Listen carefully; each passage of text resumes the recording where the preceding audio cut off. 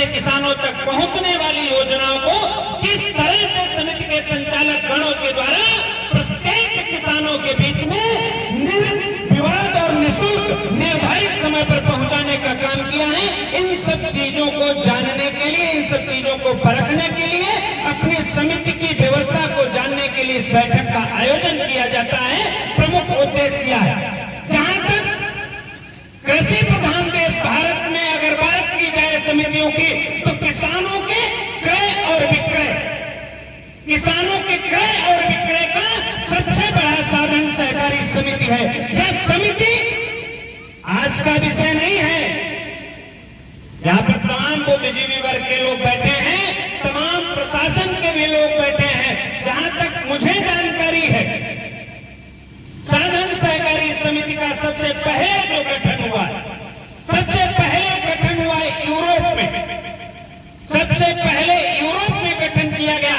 फिर ब्रिटिश हुकूमत ने 1879 से लगा करके 1884 तक किसानों की व्यवस्था में सुधार आए। किसान सूदखोरों से कैसे बचे, किसान महाजनों के चंगुल से कैसे बचे, किसानों की जरूरतें कैसे पूरी हो सके, उसके सुधार के लिए 1879 से लगा करके 1884 तक ब्रिटिश हुकूमत में 3 कानून बनाए गए। पहला दक्कन कृषि राहत कानून, दूसरा किसान की भूमि सुधार एवं ऋण कानून, तीसरा कृषक ऋण कानून, जिसको भारतवर्ष में ब्रिटिश हुकूमत में सबसे पहले बंगाल की सरकार ने लागू किया। उसके बाद भी किसानों की व्यवस्था में कोई परिवर्तन नहीं आया, किसानों की स्थितियों में कोई सुधार नहीं आया। महाजनों का डंका बजता रहा, साहूकारों का डंका बजता रहा, किसान के घर खाली होते रहे और साहूकारों के भंडार भरते रहे। तब तक करके फिर उसी ब्रिटिश हुकूमत में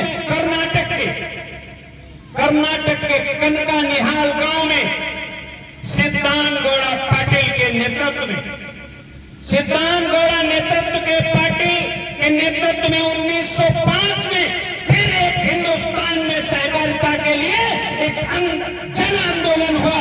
उस आंदोलन के बाद में सिद्धांत गौड़ा पाटिल को सहकारिता आंदोलन का भारत में जनक कहा गया।